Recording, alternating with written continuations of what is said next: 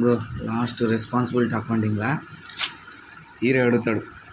ఏ దాని గురించి అడిగినా ఏ 4 సెంటర్ల గురించి ఏదో సెంటర్ గురించి అడుగుతాడు. రెవెన్యూ సెంటర్ కానీ అదే రెస్పాన్సిబిలిటీ సెంటర్లు 4 ఉంటాయి కదా, కాస్ట్ సెంటర్ కానీ, రెవెన్యూ సెంటర్ కానీ, ప్రాఫిట్ సెంటర్ కానీ, ఇన్వెస్ట్మెంట్ సెంటర్, ఏ సెంటర్ గురించి అడిగినా కామన్గా రాసే పాయింట్లు కొన్ని ఉంటాయి. ఏంటివి అంటే ఫస్ట్ పాయింట్, ఏ దానికి అడిగినా ప్రతిదానికి వేయడం చూడు. Last point, it is a segment of the organisation which is primarily responsible for అని చెప్పి వీటి వరకు ప్రతి ఉన్నది ఉన్నట్టు రాయి.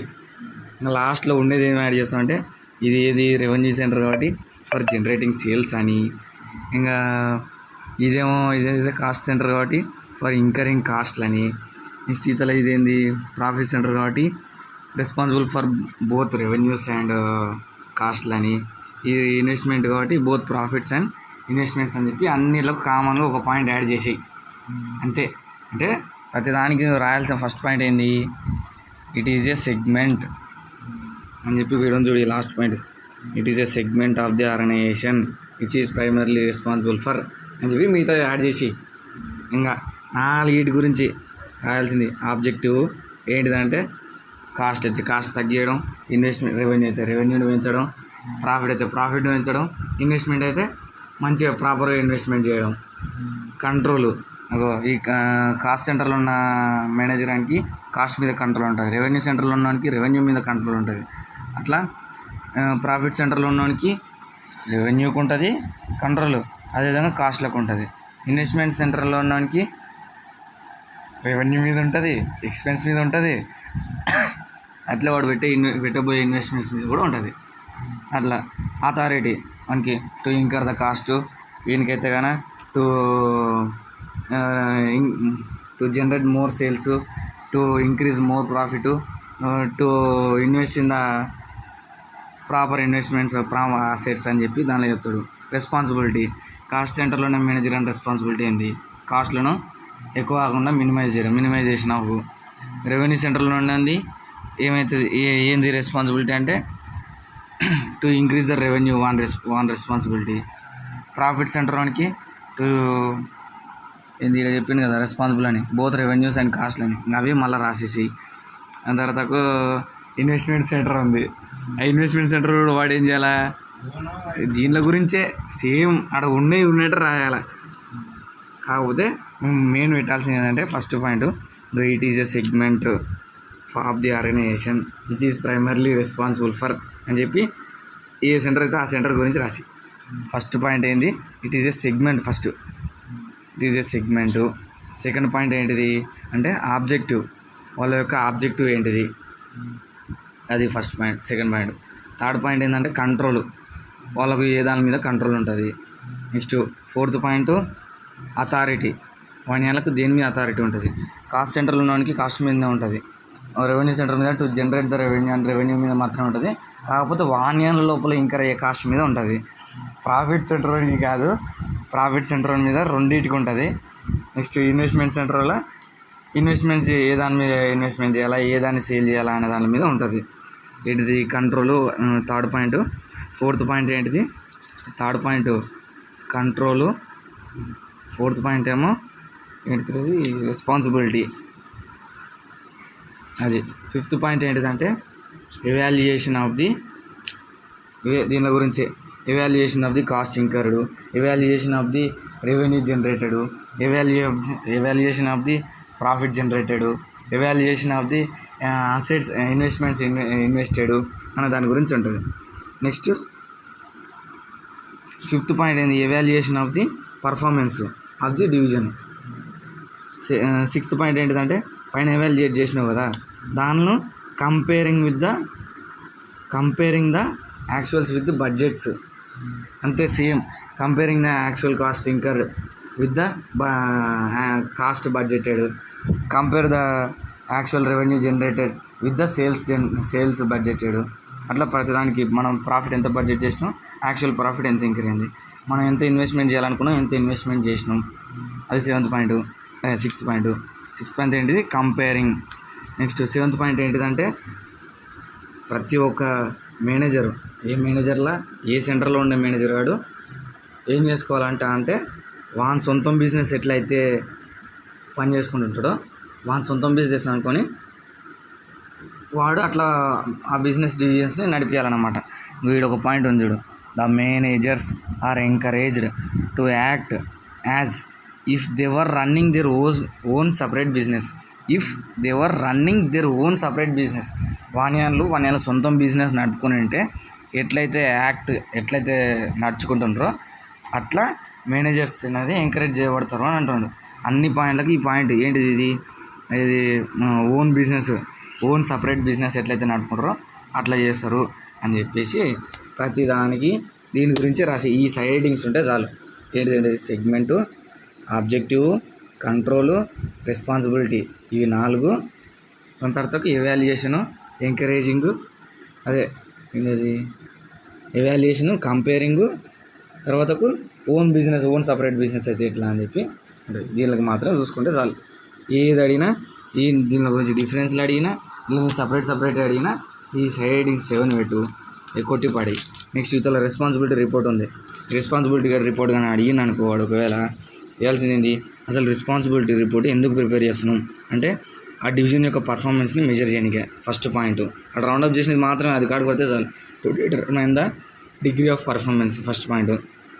పర్ఫార్మెన్స్ మెజర్ చేసినావు కదా, దాన్ని ఇంప్రూవ్ చేయడానికే ఏమేమి మెజర్స్ తీసుకోవాలి సెకండ్ పాయింట్. ఇవి 2 రాసేసి ఇవి క్యారెక్టరిస్టిక్స్ ఆఫ్ రెస్పాన్సిబిలిటీ రిపోర్టింగ్ అంటే ఏంటిది. ప్రతి దాంట్లో first point first full stop ఏడ ఉంటుందో ఆ ఫుల్ స్టాప్ వరకు రాస్తే చాలు. రిపోర్ట్స్ అనేది ఫిట్గా ఉండాలి, ప్రాంప్ట్ టైమ్లీగా ఉండాలి, రెగ్యులర్గా ఉండాలి. ఈ ఒక ఆడి గుర్తుపెట్టుకుంటే చాలు. ఈజీ టు అండర్స్టాండ్ ఉండాలి, అడిక్వేట్ రిలవెంట్ ఇన్ఫర్మేషన్ ఉండాలి. రాసేది అర్థం కాకపోతే రిలవెంట్ ఇన్ఫర్మేషన్ ఉండాలి, సఫిషియెంట్ రిలవెంట్ ఇన్ఫర్మేషన్ ఉండాలి, కంపారిటివ్ ఫిగర్స్ ఉండాలి, నెక్స్ట్ అనలిటికల్గా ఉండాలి. ఇంక 2 గుర్తుపెట్టుకో, సింపుల్ గుర్తుపెట్టుకోవాలంటే the reports may be monetary and non monetary. ఒక పాయింట్. ఈ రిపోర్ట్స్ ఏమైనా హైలైట్ చేస్తా అంటే ఎఫిషియన్సీస్, ఇన్ఎఫిషియన్స్ దీనిలో హైలైట్ చేస్తాయి. ఇది ఒక point. Reports should be used for planning, budgeting, ఈ డెసిషన్ మేకింగ్ ఒకటి రాసి మీతో ఏం అవసరం లేదు. రిపోర్ట్స్ దేనికోసం యూజ్ చేస్తారు, డెసిషన్ మేకింగ్కి. అవి ఎట్లా ఉంటాయి, మానిటర్ ఉంటాయి. మానిటర్ అంటే నార్మల్గా అమౌంట్స్ ఇన్వాల్వ్ అయినాయి ఫైనాన్షియల్గా. నాన్ మానిటర్ అంటే జస్ట్ నార్మల్గా వర్డ్స్ ఉన్నవి చూసుకోవాల్సింది. మెయిన్ ఈ 3 పాయింట్లు రాసి మానిటరీ, నాన్ మానిటర్ ఉంటాయి. ఇవి దేనిని హైలైట్ చేస్తాయంటే రిపోర్ట్స్ ఎఫిషియన్సీస్ని, ఇన్ఎఫిషియన్సీని హైలైట్ చేస్తాయి. రిపోర్ట్స్ దేనికి యూజ్ చేస్తారంటే డెసిషన్ మేకింగ్. ఈ 3 సపరేట్గా గుర్తుపెట్టుకొని ఇక్కడ ఉన్నటివి ఏవి గుర్తుంటే అవి సింపుల్గా ఫస్ట్ పాయింట్ వరకే రాసాయి. ఇది మస్తు. స్టార్టింగ్లో అంటావా, స్టార్టింగ్లో ఉన్నది చూడ scope of management accounting, RCB MI ఫిట్కో అని ఉంటుంది. ఆర్సీబీ ఎంఐ ఫిట్కో అని ఉంటుంది. ఇదే చూడు కోడు, సింపుల్గా గుర్తుపెట్టుకో. అక్కడ ఉన్నట్టు ఇంకా అది అట్లా కాదనుకుంటే financial accounting, cost accounting, tax accounting, ఈ 3 అకౌంటింగ్లా ఏంటివి financial accounting 1, cost accounting 2, tax accounting 3 అకౌంటింగ్లు. ఫైనాన్షియల్ అకౌంటింగ్కి financial controls, internal financial controls, cost అకౌంటింగ్కి కాస్ట్ కంట్రోల్ ప్రొసీజర్స్, ట్యాక్స్ అకౌంటింగ్కి రిపోర్టింగ్. ఇవన్నిటికీ కామన్గా మెథడ్స్ అండ్ ప్రొసీజర్స్. 7 వరకు గుర్తుపెట్టుకున్నా చాలు. రిపోర్టింగ్ అన్నావు కదా, ఆ రిపోర్టింగ్ని ప్రాపర్గా ఇంటర్ప్రిటేషన్ చేయాలన్నమాట. సింపుల్. స్కోప్ ఆఫ్ మేనేజ్మెంట్ అని అడిగితే కానీ ఆర్సీబీ ఎంఐ ఫిట్కో అది గుర్తుపెట్టుకో. Usual management role of management accountant అని అడుగుతాడు, లేదా ఫంక్షన్స్ ఆఫ్ మేనేజ్మెంట్ అకౌంటెంట్ అని అడుగుతాడు.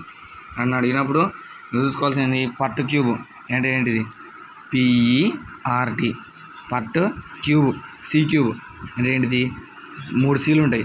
ఏంటి సీలు అంటే కోఆర్డినేటింగు, కమ్యూనికేషను, తర్వాత ఏంటి కంట్రోలింగు. ఇవతల పి అంటే ప్లానింగు, ఇక్కడ పి అంటే ప్లానింగు, ఈ అంటే ఎవాల్యుయేషన్. దేని ఎవాల్యుయేషను అంటే ఫైనాన్షియల్స్ని ఎవాల్యుయేషన్ చేయడం, అవతల ఎక్స్టర్నల్ ఎఫెక్ట్స్ని ఎవాల్యుయేషన్ చేయడం. ఇది గుర్తుపెట్టుకో. Evaluation planning and accounting, evaluation, R అంటే రిపోర్టింగు, టీ అంటే ట్యాక్స్ అడ్మినిస్ట్రేషను. ఇవి ఆల్మోస్ట్ ముందర ఏవైతే చూసుకున్నావో అవే ఉంటాయి. కాకపోతే సింపుల్ గుర్తుపెట్టుకో, పట్టు క్యూబ్ అని. అడిగినాక మినిమం నీకు గుర్తొచ్చినట్టు రాయి. రెండిట్లో కామన్గా ఉంటాయి కాబట్టి. పట్టు క్యూబ్ అంటే ఏంది, పి అంటే ప్లానింగ్ అని, ఇవే ఏం లేదు అక్కడ.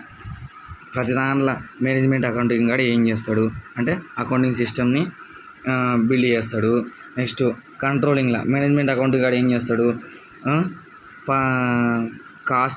కాస్ట్ని కంట్రోల్ చేస్తాడు. దేనిలో స్టాండర్డ్ కాస్ట్ని, బడ్జెట్ కంట్రోల్ని, ఇవన్నిటిని ఆర్గనైజేషన్ పర్ఫార్మెన్స్ని కంట్రోల్ చేస్తాడు. ప్లానింగ్ అండ్ అకౌంటింగ్ సిస్టమ్ని ప్రిపేర్ చేస్తాడు మేనేజ్మెంట్ అకౌంటెంట్ గాడు. కంట్రోలింగ్లో మేనేజ్మెంట్ అకౌంటెంట్ గాడు ఏం చేస్తాడు, ఆర్గనైజేషన్ పర్ఫార్మెన్స్ గురించి రిపోర్ట్ చేస్తాడు. రిపోర్టింగ్లో ఏం చేస్తాడు అంటే మేనేజ్మెంట్ అకౌంటెంట్ గాడు ఏం చేస్తాడు, ఇవన్నిటి గురించి ప్రాపర్గా రిపోర్ట్ చేస్తాడు. కోఆర్డినేటింగ్ అన్ని ఎఫిషియన్సీ ఆర్గనైజేషను, అన్ని డిపార్ట్మెంట్స్, అన్ని డివిజన్స్ కోఆర్డినేషన్ ఉన్నాయా లేదా, లేకపోతే కోఆర్డినేట్గా ఉండేటట్టు ఇంప్రూవ్ చేస్తాడు. కమ్యూనికేషన్ మేనేజ్మెంట్ అకౌంటెంట్ గాడు ఏం చేస్తాడంటే వాడు చేసిన రిజల్ట్స్ని, వాడు బయట చేసిన రిజల్ట్స్ని ప్రాపర్గా కమ్యూనికేట్ చేస్తాడు. Financial evaluation and interpretation management accountant గాడు ఏం చేస్తాడంటే ఫైనాన్షియల్ అకౌంట్స్ని ప్రాపర్గా ప్రిపేర్ చేసి దానిని మంచిగా ఎక్స్ప్లెయిన్ చేస్తాడు. ట్యాక్స్ అడ్మినిస్ట్రేషన్లో మేనేజ్మెంట్ అకౌంటెంట్ గాడు ఏం చేస్తాడు, ట్యాక్స్ పాలసీస్ని, ప్రాసెసెస్ని క్రియేట్ చేస్తాడు. నెక్స్ట్ ఎక్స్టర్నల్ ఎఫెక్ట్స్ ఎవాల్యుయేషన్ చేసి దానిలో ఏం చేస్తారంటే బయట ఉన్న ఎక్స్టర్నల్గా జరిగే ఎఫెక్ట్స్ వల్ల, పొలిటీషియన్స్ దాని వల్ల బిజినెస్ ఏ విధంగా ఇంపాక్ట్ అవుతుంది అది చేస్తాడు. ఎకనామికల్ అప్రైజల్ మేనేజ్మెంట్ అకౌంటెంట్ గాడు ఏం చేస్తాడు అంటే ఈ ఎకానమీ ఏ విధంగా ఎఫెక్ట్ చేస్తుంది అని చెప్పి ఆలోచిస్తాడు. అట్లా ఇవన్నీ ఇంతే పట్టు క్యూబ్. ఇవి నువ్వు గుర్తుపెట్టుకోవాల్సింది. మిగతా ఈడనేమో ఈ డిఫరెన్సెస్ బాగా గుర్తుపెట్టుకో. ఫైనాన్షియల్ అకౌంటింగ్, మేనేజ్మెంట్ అకౌంటింగ్, ఇవి జాగ్రత్త గుర్తుపెట్టుకో. ఒకవేళ ఇవి కానీ అడిగిన అనుకో ఏంది రీసెంట్ డెవలప్మెంట్స్ అని, గ్లోబల్ వార్మింగ్ అవి ఉంటాయి కదా, ఒకసారి సైడింగ్ చూసుకోను ఇన్ఫర్మేషన్ వచ్చింది. ఏదో అన్ని మ్యాక్సిమం అటెంప్ట్ చెయ్యి. నీకు వచ్చిన ఇన్ఫర్మేషను నీకు వచ్చింది నేను అక్కడ ప్రజెంట్ చేసి రాయి. టెన్షన్ పడకాక ఫస్ట్ ఈ డిఫరెన్స్లు జాగ్రత్త చూసుకో. Cost accounting, management accounting, financial accounting, management accounting, ఇవన్నీ జాగ్రత్త చూసుకో. All the best.